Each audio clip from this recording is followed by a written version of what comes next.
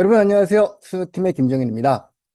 여러분이 이제 약간 논란의 여지가 있지 않나라고 물어봤던 문제들 또는 이렇게 해석해도 괜찮지 않을까라고 질문했던 문제들 그런 것들을 하나씩 풀어드리고 있는데 이번에 준비한 문제는 2025학년도 B형 4번 문항입니다. 역사 교훈 문제이고요. 문제가 이렇게 3개 정도의 문제로 구성이 되어 있는데 첫 번째는 드레이크의 역사적 사고 얘기야 뭐 워낙 쉬운 거니까요. 4단계 중에서 여러분 뭐 거론해드린 내용이었고 comparative thinking이라고 하는 비교 사고를 쓰면 되는 문제입니다. 이 comparative thinking을 비교적 사고라고 번역한 책도 있기 때문에 보통 비교적 사고라고 많이 외우고 계신데 그렇게 해도 괜찮습니다. 괜찮은데 comparative를 사전에서 찾으면 비교적이라고 나오지만 그보다는 비교 사고가 조금 더 우리에게는 좀 편안한 의미가 와닿는 그런 번역어일 거예요. 비교적 사고 좀 이상하지 않아요? 비교해서 사고하는 거기 때문에 그냥 비교 사고 해도 괜찮을 것 같습니다. 그럼 두 번째에 있는 문제는 결과물인 책 이름 쓰는 거니까 이건 객관적인 팩트니까 다 누구나 쉽게 쓴 문제였고요.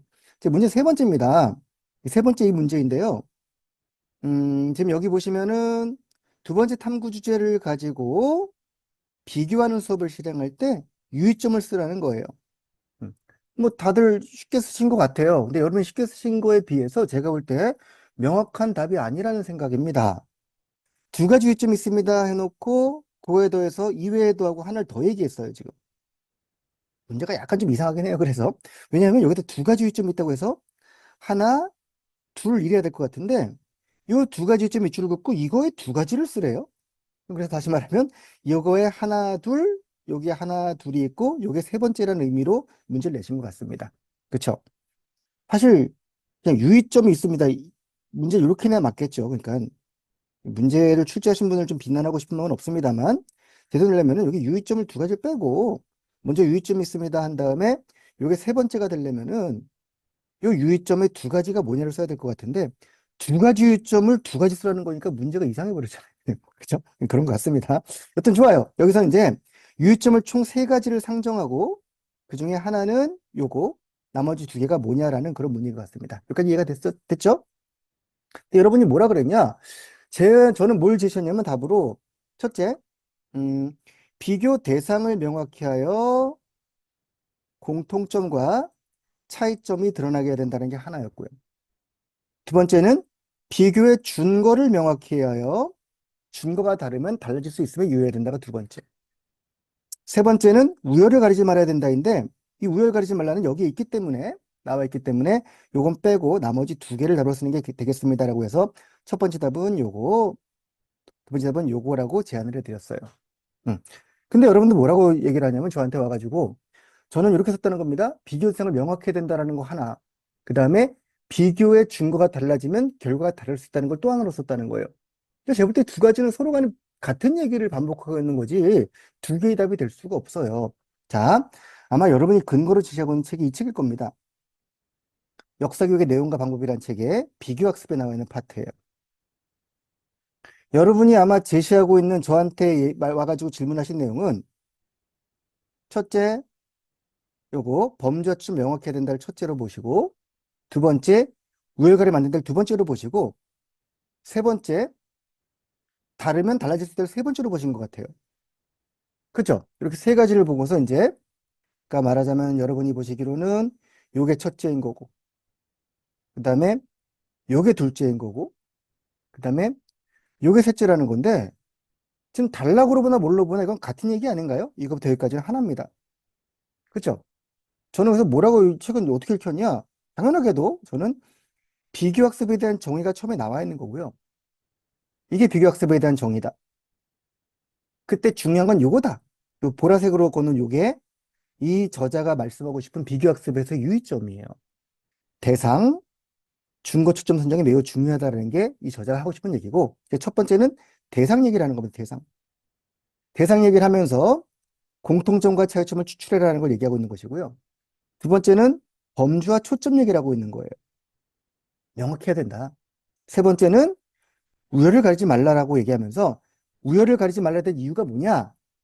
범주가 다르면 달라질 수 있기 때문이라는 거지. 준거가 다르면 달라질 수 있기 때문에 우열을 가리지 마세요가 한나의 이야기인 거예요, 지금.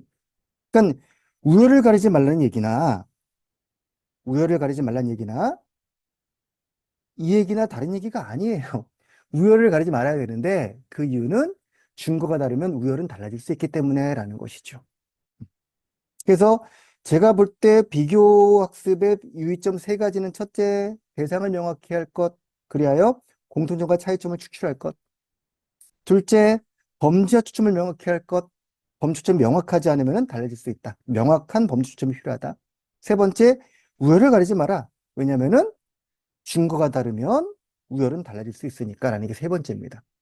따로 답이 될 수 있는 거는 지금 요게 나와 있기 때문에 요거 두 개가 답이 되는 거죠. 첫째 이거, 둘째 이거. 음. 지금 이게 이미 제시가 되어 있는데 첫째 이거, 둘째 이거일 수는 없다는 겁니다. 이건 지금 이 내용에 종속되어 있는 표현인 거예요. 이 내용에 대한 부가 설명인 것이지 그 하나 자체가 유의점이 아닌 겁니다. 내용상 그렇잖아요. 우열을 가리지 마라. 왜?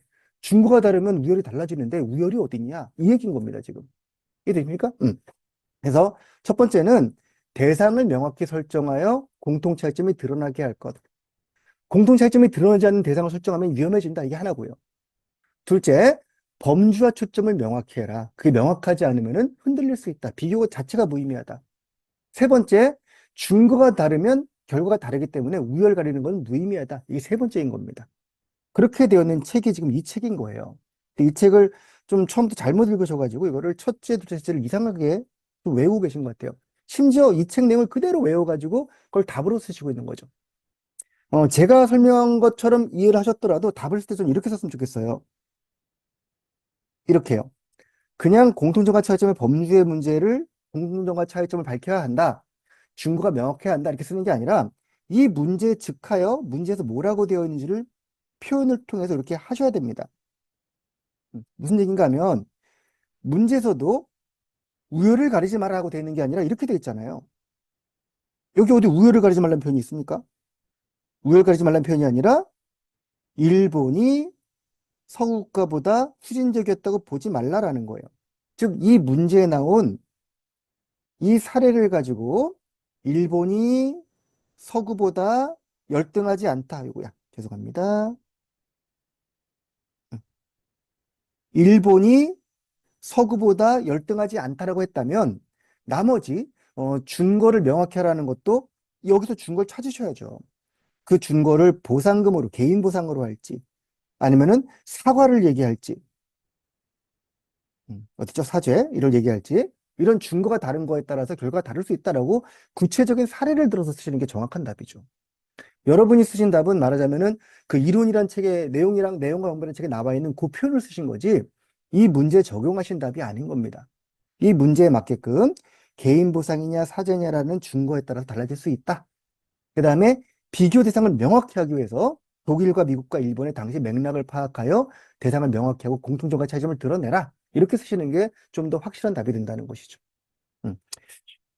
음. 여러분이 공부하신 방법 중에 제가 좀 항상 경계했던 방법 중에 하나가 개설서에 있는 내용들을 원, 투, 쓰리 밑줄 그어서 외우시는 겁니다. 그 내용을 그대로 답으로 기입하시는 거죠. 그럼 문제를 푼 게 아니라 그 책을 외우고서 답을 쓰신 거죠.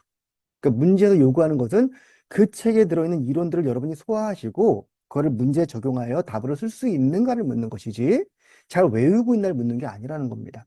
그러니까 비교학습에서 주의할 점 해가지고 세 가지를 기억하고 있다면 그 세 가지 자체도 잘못됐고 있잖아요. 여러분들이 지금 세 가지를 기억하고 있다면 그 세 가지를 이 문제에 따라서 어떻게 표현할지를 그러니까 구체적인 사례를 어떻게 구체적인 사례를 가지고 요 사례에 그측하여 그러니까 요 사례가 지금 여기 문제에서 요구하고 있는 이거예요. 두 번째 탐구 주제를 가지고 그 사례에 즉하여 하나, 둘, 그리고 셋을 보시라는 겁니다. 심지어 거기서 우열을 가리지 말라와 준거가 달라지면 결과가 다르다는 같은 내용을 반복하고 있는 거기 때문에 이거는 하나의 조건이 될 수 없을 것 같아요.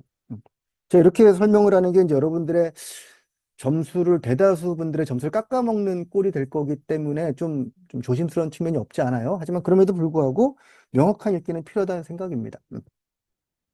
제가 이제 개설서 읽기 시간에 이런 것들을 하나하나 꼼꼼하게 따져가면서 읽어드렸잖아요. 읽어드리고 그렇게 정돈을 해드렸는데 그럼에도 무슨 선입견이 있어서 그런지 여러분들이 자꾸 첫째, 둘째를 그렇게 외우고 계시더라고요. 좀 이런 거 좀 지양해 주셨으면 좋겠고 공부하시면서 책을 꼼꼼하게 읽고 내용을 내 걸로 소화하는 쪽에 치중을 하고 거기에 초점을 더 공부하자라는 게 제가 드리고 싶은 말씀입니다. 자, 이상으로 일단 이 문제에 대한 해설을 마치도록 하고요. 또 다른 문제, 또 논란 있는 문제를 또 하나하나 분석해 드리는 걸로 찾아뵙도록 하겠습니다. 자, 고생 많으셨고요. 이 문제는 여기까지 진행하도록 하겠습니다.